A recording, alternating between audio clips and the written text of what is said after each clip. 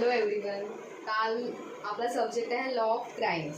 त्याच्यामध्ये काल आपण चालू केलेला आहे दुसरा चॅप्टर आपण काल चालू केला, that is elements of criminal liability. त्याचा जो पुढचा पार्ट आहे तो जो आपला राहिलेला आहे तो मी इथे बोर्डवर लिहिला आहे.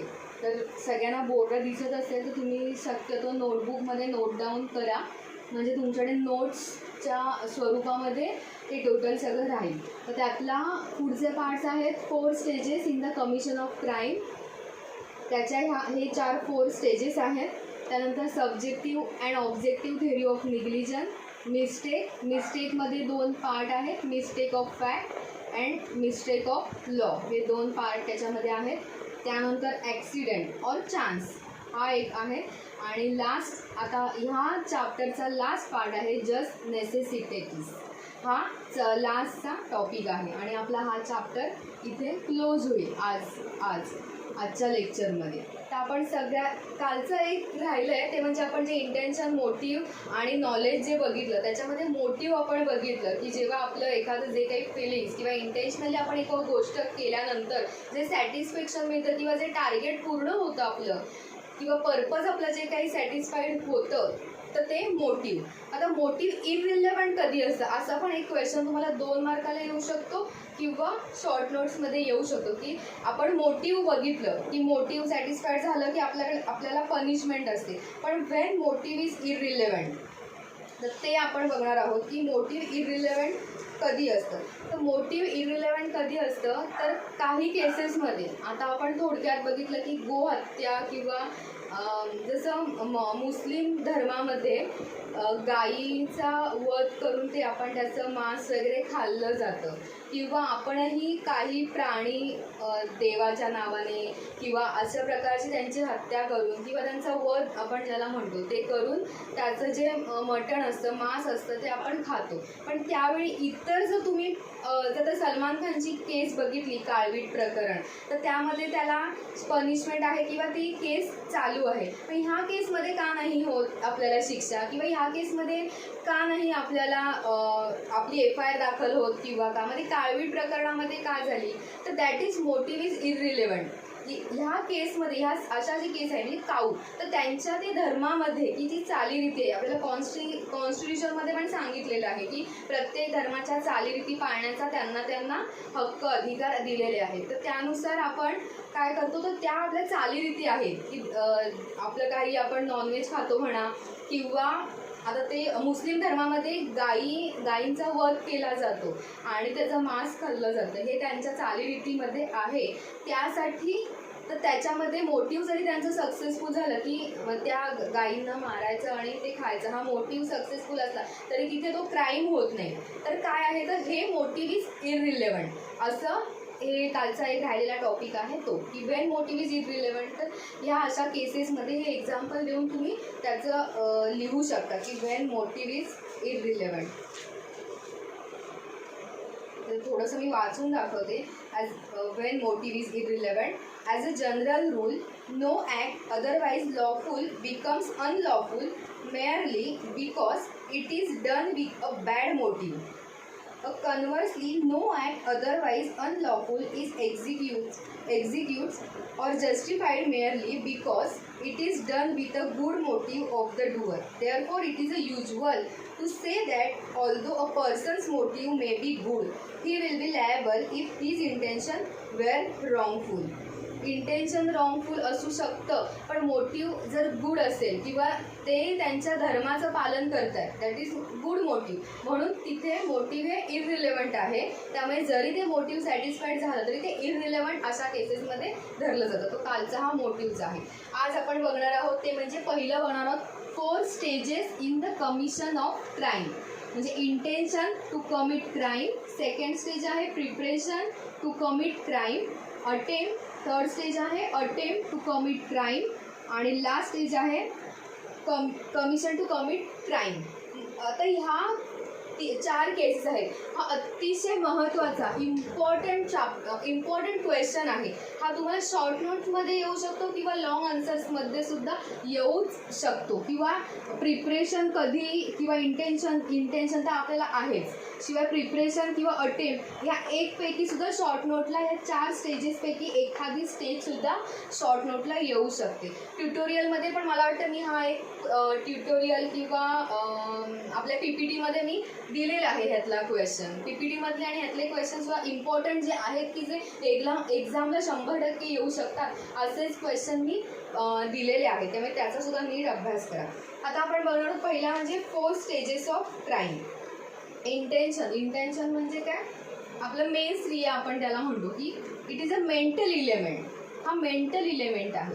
मग आता तुम्हाला मी परत एक आज स्टोरी सांगते की जे आपण सारखी रिपीट होणार आहे. तर परत एक गोष्ट जे स्टोरी सांगते आणि त्याच्यावरनं 4 स्टेजेस आपण त्यात बसवायच्या आणि मग म्हणजे हा प्रश्न तुमचा पूर्ण होऊ शकतो.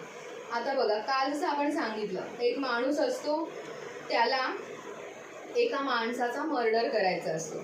मर्डर करायचा तर तो ठरवतो की आपल्याला त्या माणसाला मारायचं आहे, म्हणून तो सगळ्या तयारीनिशी जातो. मग त्याला पहिलं काय करतो की तो एकटा तर करू शकत नाही ही गोष्ट, म्हणून तो त्याच्या 4 मित्रांना सांगतो की मला असं असं करायचं आहे, तर तुमची मला मदत लागणार आहे. म्हणून तो काय करतो, पहिल्या मित्रांना त्याचा जो काय प्लॅन असतो, प्लॅन ए, प्लॅन बी, जसे जे ठरलेले असतात तसे ते त्याच्या मित्रांना सांगतो. मित्रांना सांगितल्यावर मित्र काही त्याला आयडिया सुचवतो, असं नको करू, तसं कर, ते नको करू, तसं कर. मग तो काय करतो, म्हणून आधी तो सांगतो की मला त्याला शूट करूनच मारायचं आहे. मग मित्र म्हणतात जर शूट करून मारण्यात जर काही चूक झाली तर काय, म्हणून सोबत तो चाकू ठेवतो, बंदूक ठेवतो, चाकू ठेवतो. त्यानंतर अजून त्याची येण्या जाण्याची जी वेळ आहे ती तो बघून ठेवतो. तो कधी येतो, कधी जातो, ह्या रस्त्यावरनं तो कुठच्या रस्त्यावर भेटू शकतो, ही गोष्ट तो तयार करून ठेवतो. चौथं की तो त्याच्या पूर्ण टाईम टेबल तो लक्षात घेतो. ते झालं की तो त्या ठिकाणी ते सगळ्या मित्रांना सांगतो, हे बघा तो तू म्हणजे तो जो 4 मित्र असतात त्यांना सांगतो की तू ह्या रस्त्याला जा, तू तिकडे जा, तू इकडे जा. तो आला की तू काठी घाल मध्ये, मग काठी घातलीस की तो पडलं की मी शूट करेन, जर तरी पण तो सटकला तर मी त्याला चाकूने मारेन, किंवा आधी चाकूने मारेन, नाही तो सटकला किंवा पळून गेला तर मग मी त्याला शूट करेन. अशा प्रकारे तो सगळं मित्रांना इतकं प्री प्लॅन करून ठेवतो की सगळं तो मित्रांना व्यवस्थित सांगतो की जराही काही चूक होऊ शकत नाही. त्यांची वेळ ठरते, कोणी कुठे जायचं ते ठरतं, कुठच्या गाडीतून जायचं, गाडी घेऊन जायचं, चालत जायचं, कसं जायचं, हे सगळं त्यांचं ठरतं. आणि त्यानंतर ते काय करतात, ठरल्या वेळेप्रमाणे ते 5ही जण, 4 मित्र आणि तो जो आहे ज्याचं इंटेन्शन आहे की ज्याला मारायचं, त्याने मोटिव्ह ठरवलेला आहे की ह्याला इंज्युअर्ड करायचं. इंटेन्शन काय आहे की त्याने काहीतरी त्याला केलेलं असतं म्हणून त्याचा बदला घ्यायचा असतो, त्याला त्याचे मोटिव्ह आहे त्याचं. तर त्याप्रमाणे तो ठरलेल्या वेळेत तिकडे जातो. त्याप्रमाणे ते सगळे मित्र त्याला घेरतात की तो जिथे सापडतो, एका निर्जन स्थळी असेल, काही असेल, तर त्या ठिकाणी तो माणूस सापडतो आणि हे सगळे मित्र त्याला घेरतात आणि शूट करतात. शूटमध्येच तो एका शूटमध्येच तो तिकडे पडतो आणि तसंच तिथे जागीच त्याचा मृत्यू होतो. म्हणजे काय, थोडक्यात ह्यांनी त्याचं जे मोटिव्ह होतं ते सक्सेसफुल झालं, कारण ह्याला त्याचा मर्डर करायचं होतं, त्याला काही करून मारायचं होतं, तर त्याचं जे एम आहे ते सक्सेसफुल झालेलं आहे. ही गोष्ट सगळ्यांच्या लक्षात आली असते. आता आपण त्यानुसार ह्या स्टेजेस कशा बसतात, म्हणजे काय, कमिशन ऑफ क्राईम झालेला आहे, कमिशन इज कम्प्लिटेड. सो आपण बघूया की आता 4 स्टेजेस कशा बसतात. पहिली स्टेज आहे intention to commit crime.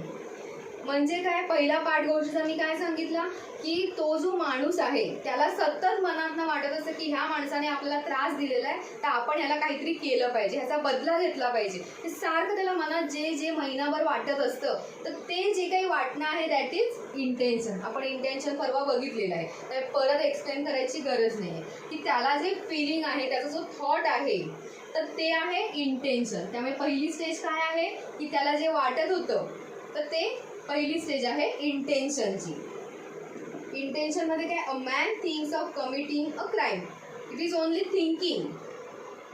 It is a thought first which come to his mind with that immediate desire. ही म्हणजे इंटेन्शन.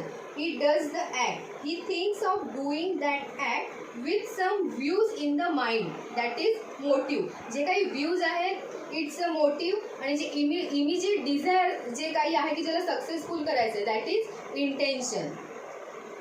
तर ही पहिली स्टेज झाली आपली की इंटेन्शनची स्टेज झाली.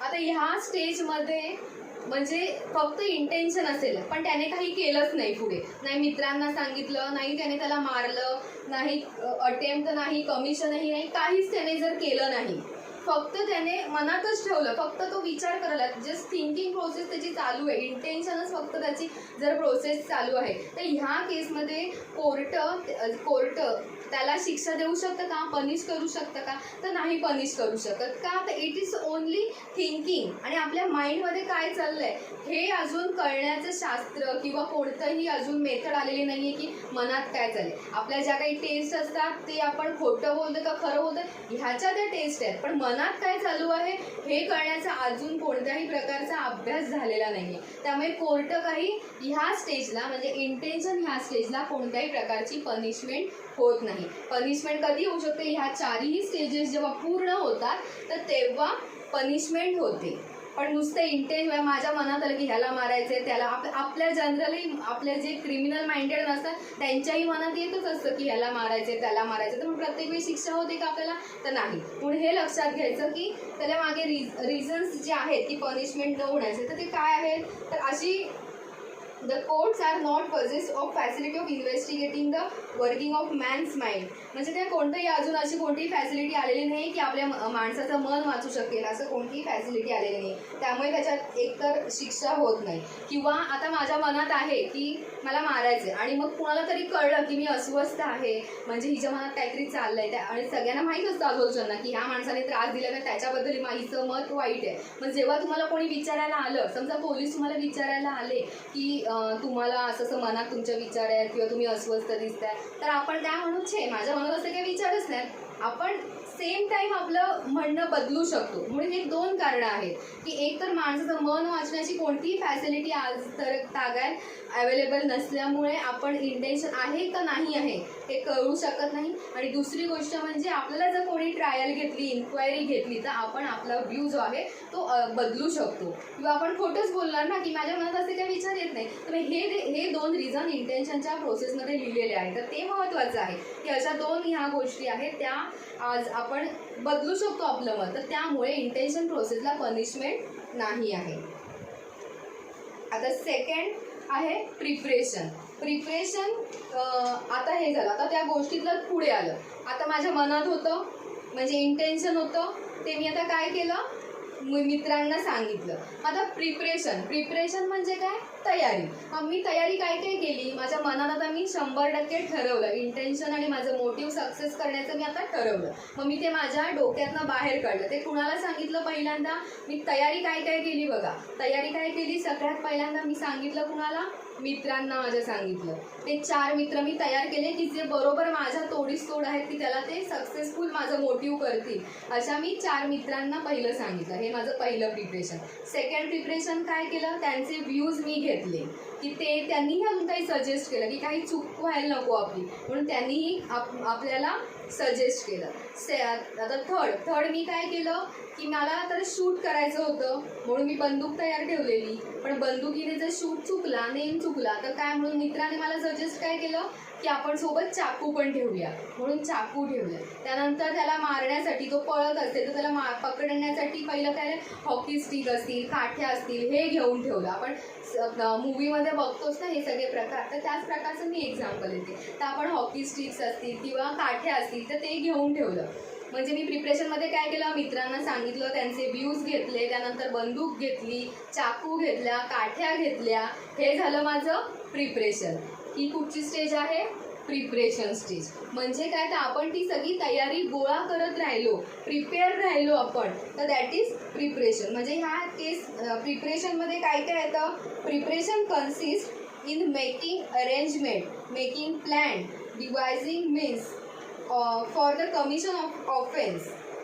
म्हणजे मी जे आता सांगितलं की अरेंजमेंट करतोय, मेकिंग प्लॅन्स, हे जे सगळे प्रकार आहेत हे प्रिपरेशनमध्ये येतं. आता मी तयारी करून नुसती घरात ठेवली, आणि आता चाकू तर काय माझ्या घरी असतो, आणि मी जर कोणी VIP पर्सन्स असतील किंवा अशा काही लोक आहेत की ज्यांना बंदूक ठेवायला अलाउड आहे, की ज्यांच्याकडे लायसन आहे, ते बंदूक घरात वापरूही शकतात स्वसंरक्षणासाठी, तर त्यामुळे अशांकडे असूच शकते बंदूक. तर जर पोलीस आले, पकडलं, तर त्यावेळी तो काय आपला डिफेन्स घेणार, तो जो माणूस आहे तो, की हे माझ्या घरातल्या वस्तू आहेत, माझ्या घरी मित्र आले होते असेच गप्पा मारायला, तर त्या स्टेजला, प्रिपरेशन स्टेजला सुद्धा पोलीस पनिश करू शकतात का, किंवा ट्रायल इन्क्वायरी घेऊ शकतात का, किंवा पोलीस कंप्लेंट होऊ शकते का, तर नाही घेऊ शकत ह्या स्टेजला सुद्धा.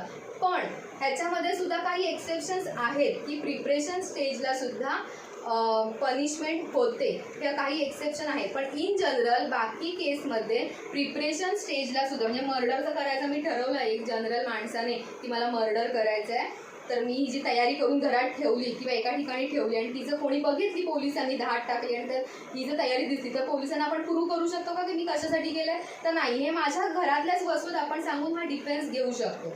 पण आता दोन केसेस अशा आहेत की ज्याच्यामध्ये ह्या केसला सुद्धा, म्हणजे प्रिपरेशन स्टेजला सुद्धा, म्हणजे अदरवाईज प्रिपरेशन स्टेजला पनिशमेंट होत नाही किंवा ट्रायल होत नाही, पण ह्या 2 केसमध्ये म्हणजे एक्सेप्शन्स आहेत 2, तर त्याच्यामध्ये प्रिपरेशन स्टेजला सुद्धा पनिशमेंट होते. आता त्या 2 कोणत्या आहेत, तर ते IPCच्या अंडर 2 केसेस आहेत. एक तर सेक्शन 122 122 आणि सेक्शन 399 म्हणजे 399, ह्या दोन सेक्शनला प्रिपरेशन स्टेजला सुद्धा पनिशमेंट होऊ शकते. तर त्यातलं पहिलं आहे सेक्शन 122 काय सांगतो, तर preparation to wage war against the government, आणि सेकंड 399 सेक्शन सांगतो की प्रिपरेशन टू कमिट डेकॉइटी. आता आपण 122 सेक्शन काय ते IPC मध्ये बघणार असो, पण त्याच्या आधी थोडं एक्सप्लेन करते की preparation to wage war against the government. आपल्याला माहिती आहे संजय दत्तची केस. मी हे जे केस लॉ सांगते किंवा हे जे केसेस ज्या बोलते त्या तुम्ही प्लीज नोट डाऊन करा, कारण एक्झामला आपल्याला आत्तापर्यंतचे जे पेपर झाले त्याच्यात इट्स ओके, पण याच्या पुढे जे सगळे पेपर आहेत सगळेच, म्हणजे क्राईम हा सब्जेक्ट नाही तर सगळेच सब्जेक्ट आहेत, तर त्याच्यामध्ये आपल्याला एक्सप्लेनेशन, डेफिनेशन, सेक्शन्स, त्याचे ॲक्च्युअल वर्ड्स, खाली एक्झाम्पल आणि मग खाली केस लॉ हे लिहिणं अत्यंत गरजेचं आहे. आता प्रिपरेशनचा आपण परत बघूया. सेक्शन 122, तर त्याच्यामध्ये आपली कोणती केस, संजय दत्तची केस. तर तो गेला होता का बॉम्बस्फोट टाकायला, त्याने बॉम्ब टाकला का, नाही, पण ही तयारी जी केली ह्यात त्याने मदत केली, दुसऱ्या राष्ट्राला त्याने मदत केली. म्हणजे काय, आपल्या देशाच्या विरुद्ध युद्ध पुकारण्यासाठी ज्यांनी हे केलं त्यांना ह्यांनी मदत केली. जी शस्त्रास्त्र होती, बॉम्ब काय जे काही आहे ते त्याच्या ताब्यात ठेवलं त्यांनी, म्हणून काय तर त्याला अटक झाली होती, त्याला शिक्षाही झाली होती, ती ह्या सेक्शन खाली झाली होती. तर त्यामुळे त्याला शिक्षा झाली होती. मग तो तर प्रत्यक्ष गेला नव्हता किंवा त्याने काही आणलं नव्हतं, पण हे प्रिपरेशन करायला त्याने मदत केली होती, म्हणून त्याला संजय दत्तला केस झाली होती. त्यामुळे प्रिपरेशनचं जे एक्सेप्शन आहे की प्रिपरेशन स्टेजला शिक्षा होते, तर त्यामध्ये संजय दत्तची केस आपण घ्यायची. म्हणजे काय, preparation to wage war against the government, किंवा कोणीही जो काही आपली माहिती लीक करत असते तर त्यालाही शिक्षा होते. मग तर त्याच्यामध्ये ही स्टेज आहे. आता दुसरं काय, प्रिपरेशन टू कमिट डेकॉइटी. आता डेकॉइटी म्हणजे काय, तर आपण दरोडेखोर असतात, दरोडा टाकतो आपण, त्याच्यासाठीची तयारी केली जाते. आणि दरोडेखोर हे वेगळे असतात, म्हणजे नॉर्मल माणसाने काही खून करणं किंवा दरोडेखोर हे जे वेगळे आहेत. त्यामुळे दरोडा टाकण्यासाठी जी कोणी मदत करतो, म्हणजे आपण जी बँक लुटतो किंवा बँकेवर दरोडा पडतो, पण ते अनसक्सेसफुल होतं बरेचदा, मग त्यावेळी जो कोणी तयारीला सुद्धा मदत करेल तर त्या लोकांना सुद्धा त्या केसमध्ये शिक्षा होते. तर ह्या 2 आहेत. आपण IPC मध्ये परत हे 2 सेक्शन बघणारच आहोत, तर त्या केसमध्ये यांना शिक्षा सांगितलेली आहे. त्यामुळे अदरवाईज तुम्ही प्रिपरेशनमध्ये शिक्षा नाही हो, पण हे सेक्शन 122 आणि सेक्शन 399 ह्या 2 केसमध्येच फक्त प्रिपरेशन जरी स्टेज असली तरी सुद्धा तिथे शिक्षा होते. तर ही स्टेज आहे प्रिपरेशनची. आता थर्ड स्टेज आहे अटेम्प्ट ही थर्ड स्टेज आहे. तर अटेम्प्ट ह्याला अजून एक नाव आहे, ते म्हणजे इनकोएट क्राईम. मी इथे लिहिते.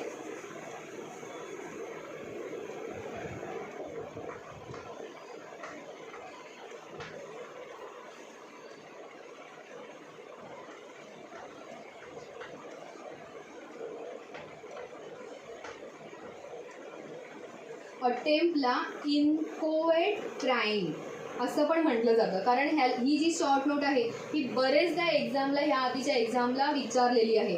INCHOATE crime, inchoate crime.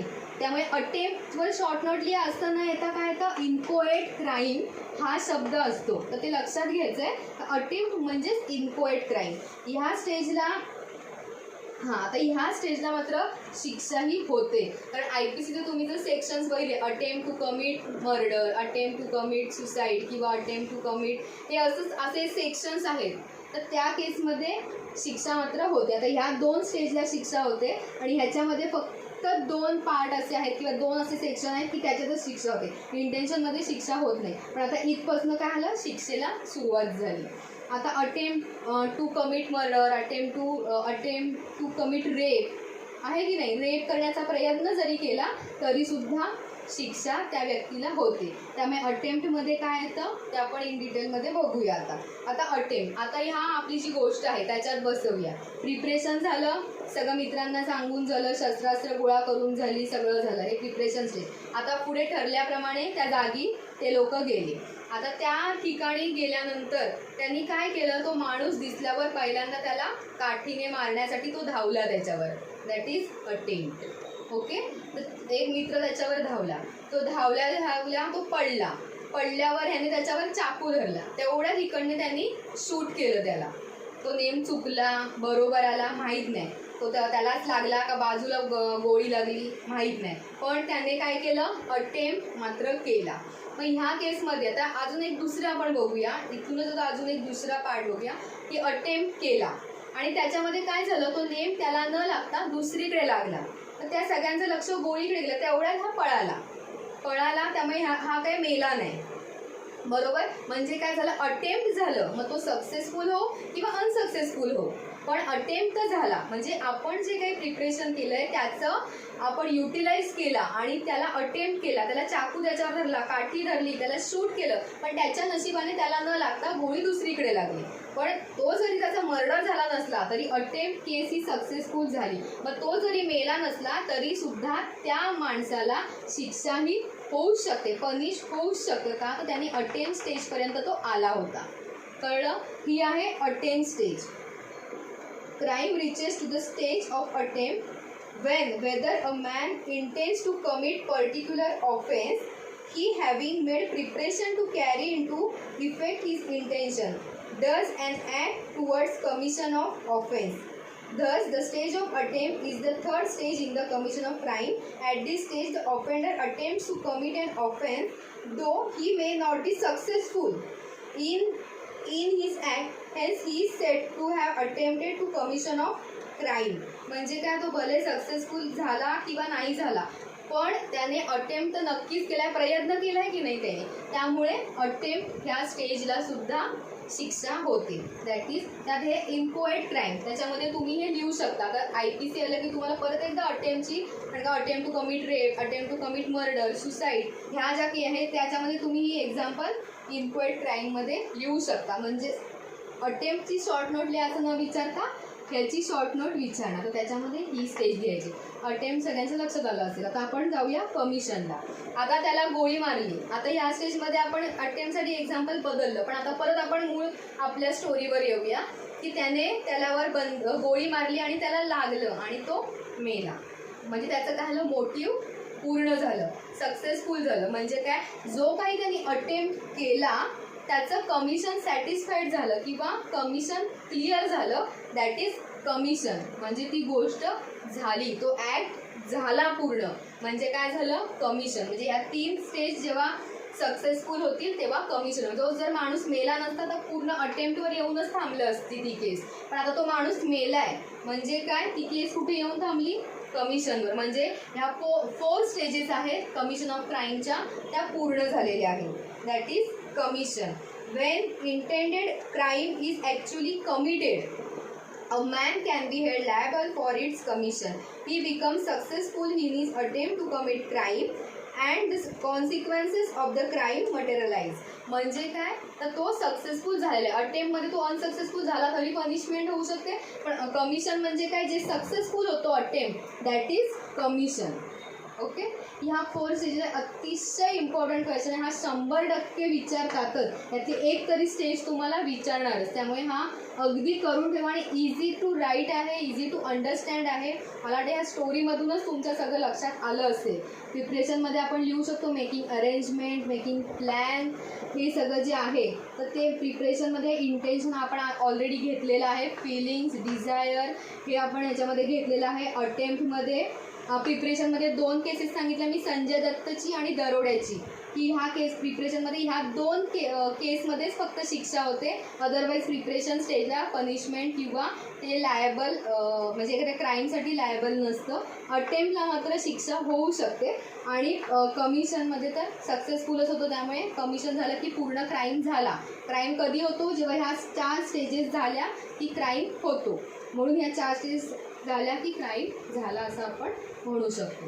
आता पुढे आहे subjective and objective theory of negligence. हे आपण टॉटमध्ये ऑलरेडी बघितलेलं आहे. काही कॉन्सेप्ट आहेत, मिस्टेक असेल, ॲक्सिडेंट, चान्स, या छोट्या छोट्या केसेस आहेत ह्या टॉटमध्ये झालेल्या आहेत. पण काही असंही आहे की टॉट म्हणजे एक केस असते ती टॉटमध्ये पण बसू शकते किंवा क्राईममध्येही बसू शकते, हे आपण डिसाईड करायचं असतं.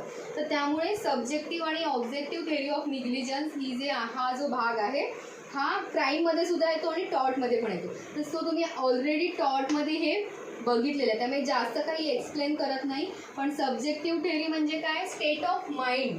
आपले जे मनाने आपण जी चूक करतो ना that is state of mind. Subjective थेअरीमध्ये असतं की स्टेट ऑफ माइंड, एस वरून लक्षात ठेवा, स्टेट ऑफ माइंड. आणि ऑब्जेक्टिव्ह थेअरीमध्ये काय येतं तर आपली जी काही चूक आहे, काही मिस्टेक्स होतात तर ते किंवा आपण प्रॉपर केअर अँड प्रिकॉशन जेव्हा आपण घेत नाही तर ते ऑब्जेक्टिव्ह थेअरी ऑफ निग्लिजन्स आहे. आता निग्लिजन्सची डेफिनेशन तर प्रत्येकाला माहिती आहे. Lack of requisite care is called negligentia और कल्पा.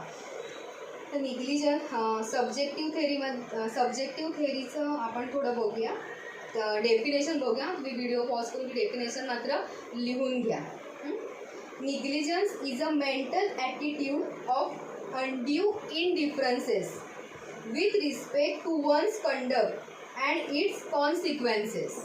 म्हणजे एखाद्याच्या म्हणजे आपल्याकडे नकळत आपल्याकडनं चूक होते पण त्याचा त्रास जर दुसऱ्याला होऊ शकत असेल and that is state of mind, that is subjective theory of negligence.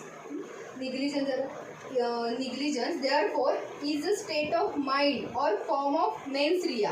म्हणजे हा इंटेन्शनचा एक प्रकार आहे. जर इंटेन्शनली आपण एखादी गोष्ट करतो किंवा नुसतं मनात आलं आणि त्यामुळे आपण जर चुकून काही धक्का लागला, काय झालं तर आपण ते आपला निग्लिजन्स असो की गर्दी आहे म्हणणार आपण सावरून वगैरे चाललं पाहिजे, पण आपण आपल्या विचारात चालतो त्यामुळे चुकून कोणाला धक्का लागलेला सुद्धा आपल्याला कळत नाही. पण जेव्हा मागचा माणूस ओरडत येतो तेव्हा आपल्या लक्षात येतं अरे आपला धक्का लागला वाटते ह्याला, त्यामुळे त्याला त्रास झाला किंवा तो पडला. मग हे जे एक्झाम्पल आहे that is subjective theory of negligence.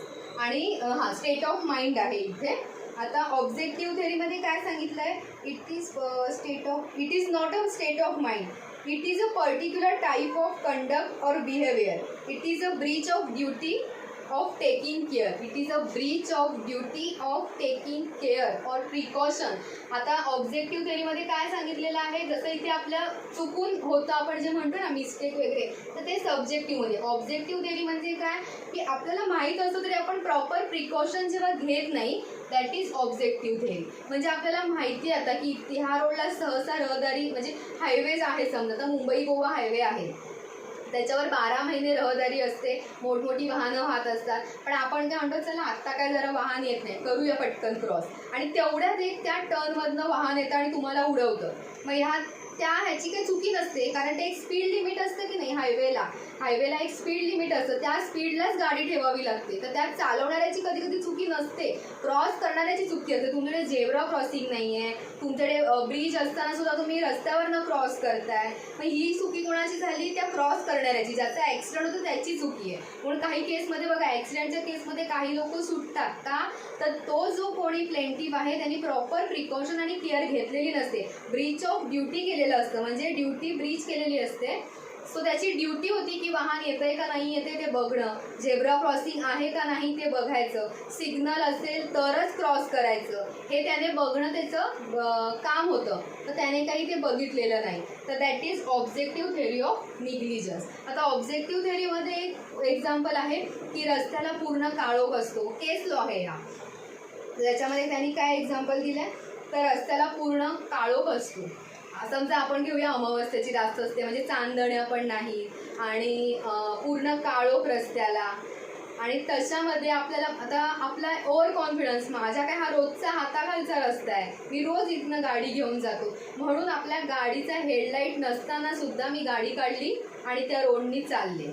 तर ते अजून एक रस्त्याने माणूस चाललेला होता, पण त्याने सुद्धा काळे कपडे घातले असतील किंवा काळोखात काय माणूस दिसणार आहे आपल्याला, कोणीतरी पांढरे कपडे घातले तरी तर नाहीच दिसणार. मी आपली बिंदास चालवते का, तिथे काय रात्री कोण वर्दळ नसते, म्हणून मी बिंदास गाडीचं चालवत होते आणि रस्त्याने मी चालले, आणि तेवढ्यात तो माणूस तिकडनं आला किंवा त्यांनी क्रॉस केला आणि मी त्याला उडवलं. आता ह्याच्यामध्ये जो ॲक्सिडेंट झाला त्याची चुकी नाही. आता चुकी कुणाची आहे याच्यामध्ये, गाडीवाल्याची, ज्याने ॲक्सिडेंट केलं त्याची चुकी आहे. पण ह्याच्यामध्ये कोणाची चुकी होती, क्रॉस करणाऱ्याची, म्हणजे जो प्लेंटिफ होता त्याची चुकी होती. आता ह्या ऑब्जेक्टिव्ह थेअरीमध्ये चुकी कोणाची आहे, गाडीवाल्याची चुकी आहे. हे दोन जे कन्फ्युजिंग गोष्टी आहेत ह्या लक्षात घेतल्या पाहिजेत. आता यात गाडीवाल्याची चुकी का आहे, तुला माहिती आहे की हेडलाईट नाही आहे आणि आपल्या रस्त्याचा नियम काय आहे, वाहतुकीचा नियम काय आहे की लाईट असणं गरजेचं आहे.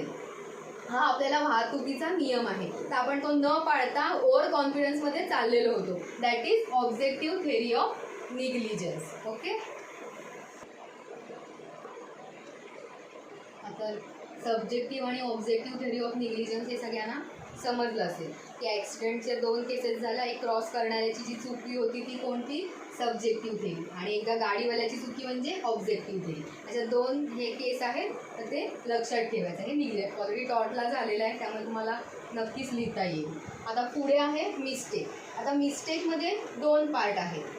एक तर मिस्टेक ऑफ फॅक्ट आणि मिस्टेक ऑफ लॉ, म्हणजे इग्नोरन्स ऑफ लॉ आपण जे काल बघितले, पेटी ऑफेन्सेस, इग्नोरन्स ऑफ लॉ, ते त्याच्यामधलंच हे एक्झाम्पल आहे मिस्टेक ऑफ लॉ. आता कधी कधी आपल्या हातनं चुका होतात, बऱ्याच गोष्टी आपल्या चुकतात. तर प्रत्येक वेळी ते पोलीस केस किंवा कोर्ट कचेरी होते का, नाही. पण अशा काही केसेस आहेत की ज्याच्यामध्ये होते. मग आता ही मी जर चूक केली आहे, मी काहीतरी केलं, तर चोरी करतो माणूस, मुद्दामून चोरी करणं वेगळं आणि मी चुकून एखाद्याची गोष्ट उचलून घेऊन जाणं, ही दोन गोष्टीत फरक आहे. मी जर एखाद्याची चप्पल चुकून घालून गेले तर मी त्याची चप्पल चोरली असं होतं का, तर नाही.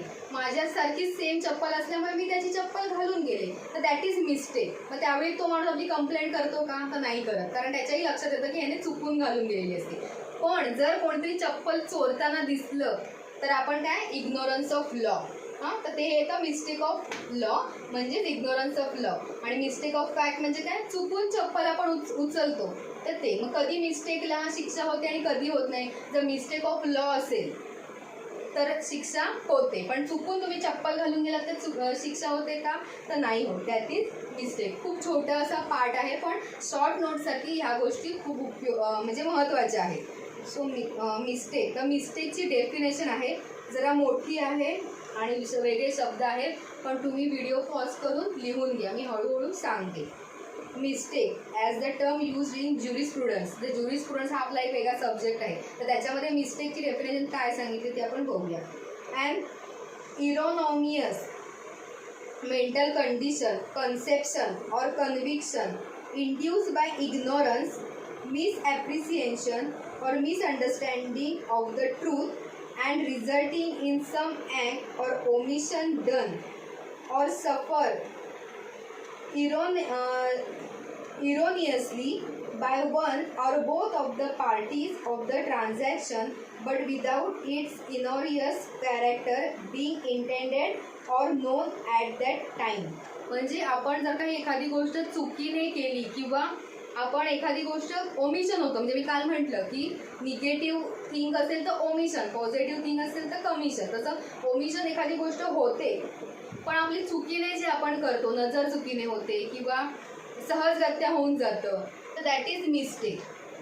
द मिस्टेक ऑफ फॅक्टचं आपण पहिलं बघूया. तर मिस्टेक ऑफ फॅक्टमध्ये काय सांगितलं आहे, त्यातला पहिला पार्ट आहे, a mistake of fact consist in an unconscious ignorance और फॉरगेटफुलनेस म्हणजे विसराळूपणा of fact past or present material to the transaction or mistake of fact consists in the belief of the present existence of a thing material to the transaction which does not exist. म्हणजे काय परत एकदा बघा हा, a mistake of fact consist in an unconscious, आपण unconscious असतो, सहजगत्या उचलतो, इग्नोरन्स किंवा काही गोष्टी चप्पल मी घातली आणि घरी गेलं की मला कळतं की ही जुनी वाटते, म्हणजे इग्नोरन्स करतो की जसं पायाला वेगळं लागतं आपल्या, पण आपण इग्नोरन्स करतो की जाऊ दे आपण बऱ्याच वेळाने घातली ना म्हणून असते, इग्नोरन्स करतो. और फॉरगेटफुलनेस म्हणजे काय आपण विसरून जातो की मी हे माझंच आहे का कुणाचं आहे, आपण अगदी सहजगत्या आणतो. ऑफ द फॅक्ट म्हणजे जी गोष्ट घडते materialistic of past or present material to the transaction or mistake of fact consists in the belief of the present existence of the thing material to the transaction which does not exist. म्हणजे काय आता present existence म्हणजे काय, तर आता जी काही गोष्ट घडते ती अगदी म्हणजे सहजगत्या होते, तर that is mistake of fact. तर मिस्टेक ऑफ फॅक्टमध्ये अजून एक एक्झाम्पल घेऊ, आणि चपलेचं एक्झाम्पलमध्ये कन्फ्युजन होत असेल तर आपण अम्ब्रेलाचं, मी ते लिहिलं आहे बघा तुम्हाला बोर्डवर, जरा झूम करून स्क्रीनशॉट मारला बोर्डाचा तर झूम करून तुम्हाला दिसेल, अम्ब्रेलाचं मी एक्झाम्पल दिलं आहे. तर अम्ब्रेलाचं मिस्टेक ऑफ फॅक्टमध्ये एक्झाम्पल, आपण समजा दवाखान्यात गेलो आहे, पावसाचे दिवस आहेत, आपण दवाखान्यात गेलो आहे, सगळ्यांच्या छत्र्या ठेवण्यासाठी बाहेर एक बादली म्हणा किंवा एक असं एक ठेवलेलं असतं, म्हणजे काहीतरी बादली ठेवलेली असते की त्याच्यामध्ये सगळ्यांनी छत्र्या टाकायच्या. डॉक्टरांकडे गेलो तर म्हणजे हॉस्पिटलला गेलो तर आपल्याला वेळ लागतो, आपण जवळजवळ 1-2 तास हॉस्पिटलला बसलेले असतो, तर तेव्हा ती छत्री ठेवतो, आपला नंबर लागला, आपलं चेकिंग झालं, आपण बाहेर पडतो, छत्री उचलतो, निघतो. बऱ्याचशा जणांच्या काळ्या छत्र्या असतात, सो छत्री उचलतो आणि आपण निघून जातो. मग आपल्या घरी गेल्यावर लक्षात येतं अरे ही छत्री तर आपली नाही आहे, आणि आता हॉस्पिटल तर खूप लांब आहे, मग आपण काय करतो, जाऊ दे आता काय करू शकत नाही आपण, कारण आपली छत्री पण तिथे राहिलेली असते, त्यामुळे जो कोणी शेवटी उरेल तो आपली छत्री घेऊन जाईल. अशा ह्याच्यात आपण नकळतपणे म्हणजे अनकॉन्शियसली आपण ती छत्री उचलून आणतो. जसं डेफिनेशनमध्ये सांगितलं की अनकॉन्शियसली आपण ती छत्री जेव्हा उचलून आणतो that is mistake of fact. Fact material म्हणजे काय आपलं चुकून अनकॉन्शियसली जी गोष्ट होते दॅट इज मिस्टेक. तर त्याच्यात एक्झाम्पल आहे अम्ब्रेलाचं. आता दुसरं बघूया. तर हे अम्ब्रेला आणि चपलीचं उदाहरण तुम्ही लक्षात ठेवलं तर that is mistake of fact. म्हणून तुम्ही छत्री चोरल्याचा कोणी तुम्हाला चोर नाही ठरवत त्यावेळी. मग काय असं ते मिस्टेक ऑफ फॅक्ट. तर माणूस पण समजून जातो की हे चुकीने झालंय.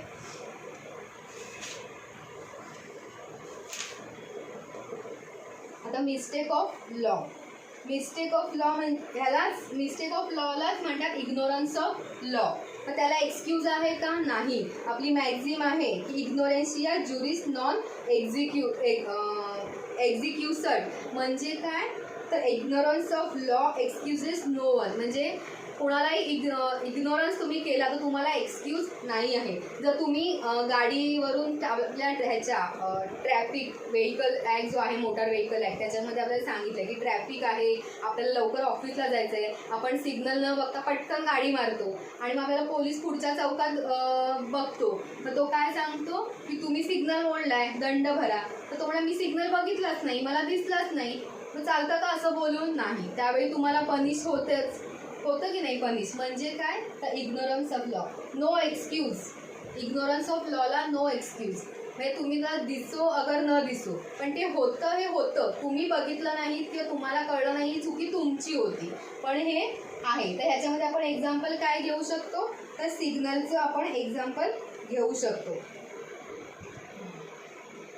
तर ह्यात हे मिस्टेक ही कन्सेप्टसुद्धा आपली क्लिअर बऱ्यापैकी झाली असेल की मिस्टेक ऑफ फॅक्ट म्हणजे काय आपण जे चुकीने आपल्याकडनं घडतं पण आपल्याला कळतं म्हणजे काय आपण चोर ठरत नाही किंवा चोरी केल्याचा आरोप आपल्याला लावत नाहीत का तर मिस्टेक ऑफ फॅक्ट. आणि मिस्टेक ऑफ लॉ मध्ये काय तर आपण काही वाहतुकीचे नियम मोडले तर आपल्याला माहीत होतं की झेब्रा क्रॉसिंग आल्यावरच क्रॉस करायचं. परत तेच एक्झाम्पल घेऊया आपण की झेब्रा क्रॉसिंग आल्यावरच क्रॉस करायचं. तर मला असं वाटलं काय तिथे वेगळं काहीतरी म्हणजे आपण काय म्हणतो आपण जर चुकून काहीतरी दिसलं म्हणून आपण क्रॉस केलं, आपण म्हणून ते वाहन नव्हतं म्हणून मी क्रॉस केलं.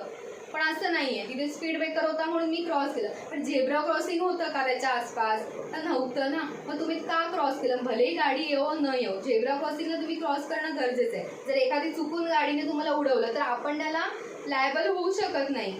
सॉरी आपण त्याला लायबल होऊ शकतो, तो गाडीवाला लायबल होऊ शकत नाही. That is mistake of law. ती मिस्टेक झाली तरी तुम्हाला त्याला शिक्षा आहे, पण ह्या केसमध्ये मिस्टेक झाली तर तुम्हाला शिक्षा नाही होऊ शकत. तर ही आहे मिस्टेक ही कन्सेप्ट. आता त्यानंतर आपण इकडे बघूया ॲक्सिडेंट ऑर चान्स. म्हणजे ॲक्सिडेंटला चान्स असं म्हटलं आहे. तर ॲक्सिडेंट म्हणजे काय?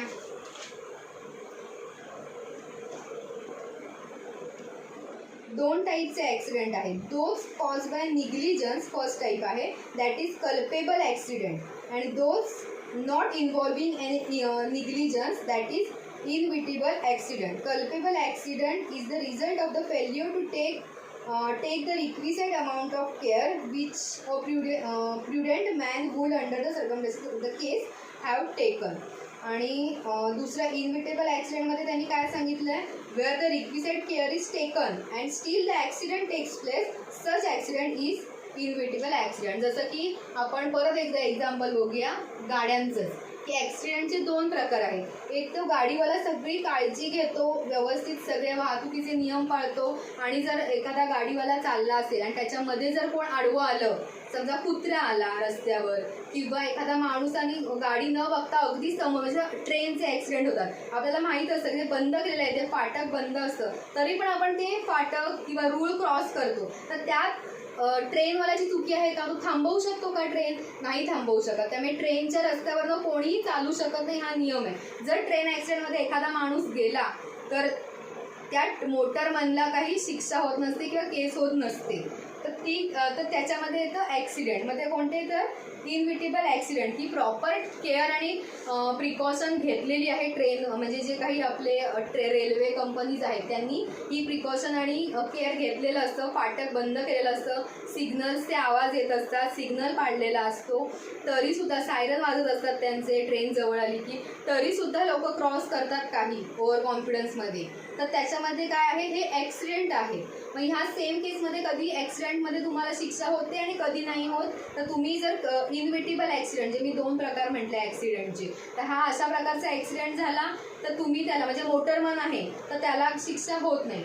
पण जर दुसऱ्या केसमध्ये तुम्ही वाहतुकीचे नियम पाळणे, कल्पेबल ॲक्सिडेंट, की ज्याच्यामध्ये तुम्ही जर वाहतुकीचे नियम पाळले नाही तर मात्र तुम्हाला शिक्षा होऊ शकते. म्हणजे त्या प्रत्येक गाडीवाल्यावर येतं की तुम्ही बघायला पाहिजे, झेब्रा क्रॉसिंग असताना फास्ट कशी गाडी नेली, किंवा तिथे बोर्ड लिहिलेला असतो की पुढे शाळा आहे, पुढे मार्केट आहे, किंवा गाव चालू होतंय. मग त्यात तुम्ही गाडीचा स्पीड, भले आता मुंबई गोवा हायवेवर अशा काही आहे, म्हणजे माणगाव खेड हे जर तुम्ही एरिया घेतलात चिपळूण, तर जो मुंबई गोवा हायवे आहे तो गावातून जातो. मग जर तुम्हाला हायवे जरी असला, हायवेला स्पीड लिमिट जरी ठरलेलं असलं तरी पुढे तिथे बोर्ड लिहिलं असतं की आता इथे गाव आहे. इंदापूर माणगाव साईड तुम्ही बघितली तर तिथे बोर्ड लिहिलेले आहेत की इथे गाव आहे. म्हणजेच काय, तुम्ही गाडी हळू चालवा हे पण लिहायचं का बोर्डावर? नाही. मग इथे गाव आहे, म्हणजे हायवे आता ह्या गावातनं जातोय, म्हणजे पुढे शाळा आहे, म्हणजे तुम्ही वाहन ॲटोमॅटिकली तुमचा स्पीड लिमिट कमी केला पाहिजे. तर दॅट इज हे दोन प्रकारचे ॲक्सिडेंट आहे. तर हे झालं ॲक्सिडेंट. आणि आता पुढचं आहे जस्ट नेसेसिटेटीज. हां, शब्द बघा, नेसेसिटी नाही आहे, ते नेसेसिटीज आहे. तर जस्ट नेसेसिटीज म्हणजे काय? तर आपली नेहमीची मॅक्झिम आहे, नेसेसिटीज नॉन हॅबिट लिगम. म्हणजे काय आपण मराठीत म्हणतो ना, गरजवंताला अक्कल नसते, हीच ती कन्सेप्ट आहे की गरजवंताला अक्कल नसते. तर ही ती कन्सेप्ट आहे. म्हणजे काही गोष्टी आपल्याला माहिती आहेत तरी आपण करतो, मग त्यात कोणी आपल्याला ठीक आहे याला गरज होती म्हणून ह्याने केलं असं दिसून येतं काही काही केसमध्ये. किंवा आता आपण रेपच्या केसमध्ये मुलींना एक हे दिलेलं आहे की जर तुम्हाला तुमच्यावर कोणी अत्याचार करत असेल तर तुम्ही त्याला डिफेन्स करू शकता, त्याला तुम्ही मारू शकता तिथे. म्हणजे एकदम मर्डर असं नाही, पण आपण प्रतिकार करतो ना, तर त्याला मारतो, चावतो, किंवा त्याला आपल्याकडे काही मसाला घालतो, त्याचे कायमचे डोळे जाऊ शकतात. मग त्यात तुम्ही काय डिफेन्स घेऊ शकता?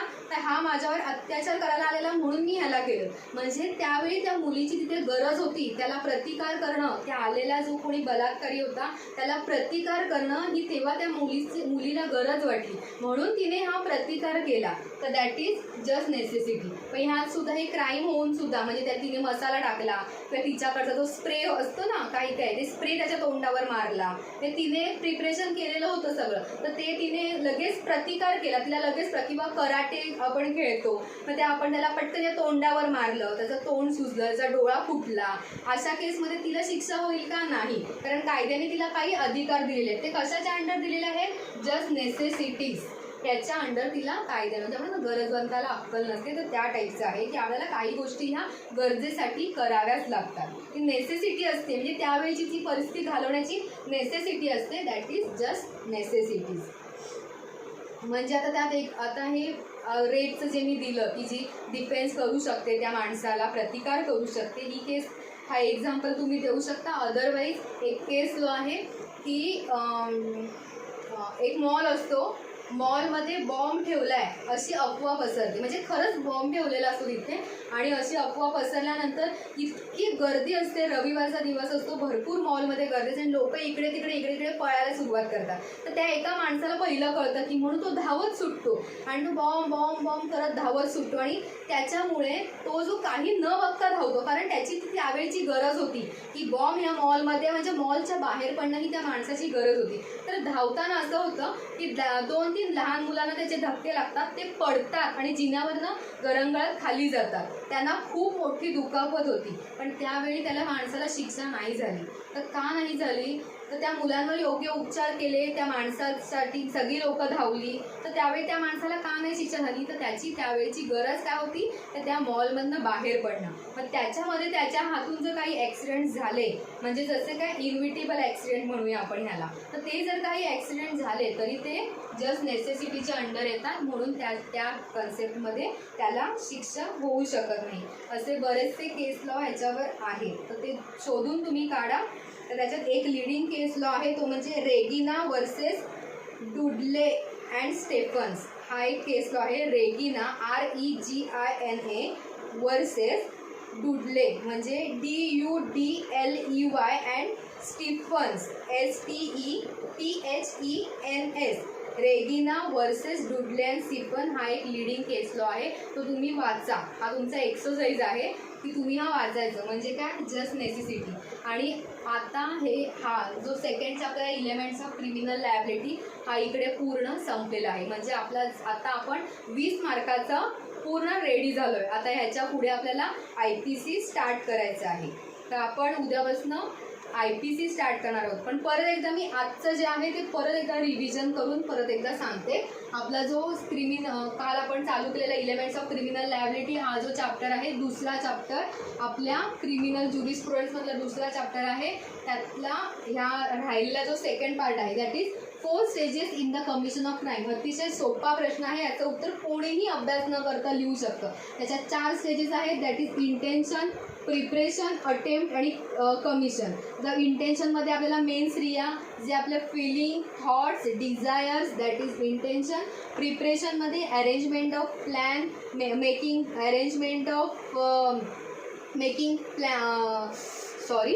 प्लॅन्स, हे सगळे जे अरेंजमेंट असेल वेगवेगळ्या गोष्टींची, प्लॅन्स तयार करणं असेल किंवा काही आपले शेअर करणं असतील, आपली फिलिंग्स जे आपले इंटेन्शन आहे ते कुणाकडे तरी शेअर करणं असेल, that is preparation stage. Preparation स्टेजमध्ये मी 2 केस सांगितल्या, एक तर डेकॉयटीची म्हणजे दरोड्याची आणि एक संजय दत्तची केस. म्हणजे काय? प्रिपरेशन ऑफ म्हणजे कुणाला मदत करणं होतं.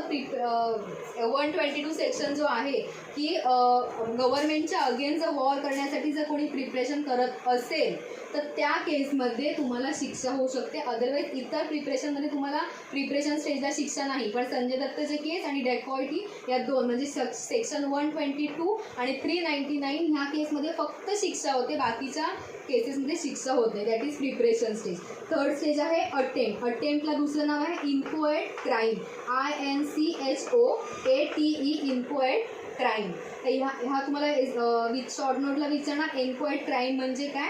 तर त्याच्यामध्ये तुम्ही अटेम्प्टमध्ये तुम्हाला मात्र ह्या स्टेजला तुम्ही आलात भले तुमचं अटेम्प्ट सक्सेसफुल हो अगर न हो, ह्या स्टेजला तुम्ही आला तर तुम्हाला शिक्षाही हमखास होतेच. म्हणजे काय, जर तुम्ही त्याला अटेम्प्ट केला, तिथे तुम्ही त्याला मारण्याचा प्रयत्न केला तरी तुम्हाला शिक्षाही होते. मग भले तो मेला अगर न मेला तर तुम्हाला ॲज अ ॲक्सिडेंट तुम्हाला शिक्षाही होऊ शकते. त्यानंतर कमिशन. कमिशन म्हणजे काय, जो अटेम्प्ट सक्सेसफुल झाला आहे दॅट इज कमिशन.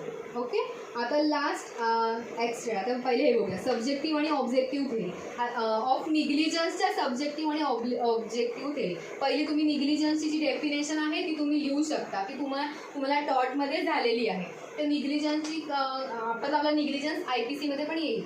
तर निग्लिजन्सची डेफिनेशन लिहायची, त्यानंतर सब्जेक्टिव्ह थेरीचं एक्सप्लेनेशन, मग ऑब्जेक्टिव्ह थेरीचं एक्सप्लेनेशन आणि मग त्यांची एक्झाम्पल. मग सब्जेक्टिव्ह थेरीमध्ये आपण काय सांगितलं, it is a state of mind that is subjective theory. मग सब्जेक्टिव्ह थेरीमध्ये प्रत्येक वेळी पनिशमेंट होतेच असं नाही, पण ऑब्जेक्टिव्ह थेरीमध्ये पनिशमेंट होते. सब्जेक्टिव्ह थेरीमध्ये आपण एक्झाम्पल काय केले, की आपण जे सहजगत्या एखादी आपल्याकडनं चूक होऊ शकते किंवा मिस्टेक, हे सब्जेक्टिव्ह थेरीचं एक्झाम्पल आहे. दुसरं काय, की प्रॉपर प्रिकॉशन आणि तुम्ही जर केअर घेतलेली नसेल आणि त्यामुळे जर चूक झाली, मग भले ती अनावधानाने झाली असली तरीसुद्धा तुम्हाला शिक्षा होते. That is objective theory.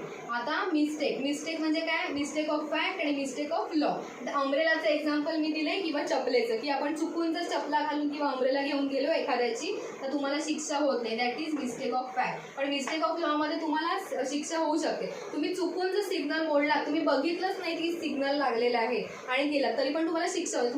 तुम्ही बघा किंवा नका बघू, पण तुम्हाला त्यामध्ये कायद्यात शिक्षा आहे, कारण हे पाळणं, वाहतुकीचे नियम पाळणं हे मस्ट आहे. त्यामुळे तुम्हाला इथे शिक्षा होऊ शकते. That is mistake of fact. मग आपण बघूया ॲक्सिडेंट और चान्स. ॲक्सिडेंटला और चान्स सुद्धा म्हटलेलं आहे.